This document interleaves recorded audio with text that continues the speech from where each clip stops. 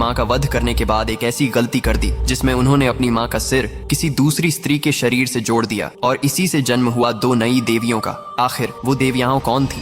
प्राचीन भारत के एक आश्रम में एक महान पतिव्रता स्त्री रेणुका, जो ऋषि जमदग्नि की पत्नी और परशुराम की माता थी। उनकी पवित्रता इतनी अद्भुत थी कि वे बिना पके घड़े में भी नदी से जल ले आती थीं। लेकिन एक दिन एक क्षणिक मानसिक विचलन ने उनकी इस शक्ति को समाप्त कर दिया। जब ऋषि जमदग्नि को यह पता चला तो उनका क्रोध भड़क उठा और उन्होंने अपने पुत्रों को आदेश दिया कि वे अपनी ही माता का वध करें। चारों पुत्र पीछे हट गए, लेकिन परशुराम ने पिता की आज्ञा को धर्म मानकर यह कठोर कार्य कर दिया। रेणुका अपनी जान बचाने के लिए भागी और एक साधारण निम्न जाति की महिला के घर में शरण ली, लेकिन परशुराम वहां भी पहुंच गए और एक ही वार में उन्होंने दोनों स्त्रियों के सिर काट दिए। कुछ समय बाद जब ऋषि का क्रोध शांत हुआ तो उन्होंने परशुराम को वरदान मांगने को कहा। परशुराम ने तुरंत अपनी माता को पुनर्जीवित करने की इच्छा जताई। ऋषि ने अनुमति दे दी और उन्हें निर्देश दिया कि धड़ जोड़कर उन पर पवित्र जल छिड़क दें, लेकिन जल्दबाजी में एक विचित्र भूल हो गई। परशुराम ने गलती से दोनों स्त्रियों के सिर आपस में बदल दिए। जब दोनों पुनर्जीवित हुईं तो एक नए दिव्य रहस्य का जन्म था। जिस शरीर पर रेणुका का सिर था वह मरियम्मन के रूप में पूजी जाने लगी, जिसका अर्थ ही है परिवर्तित माँ,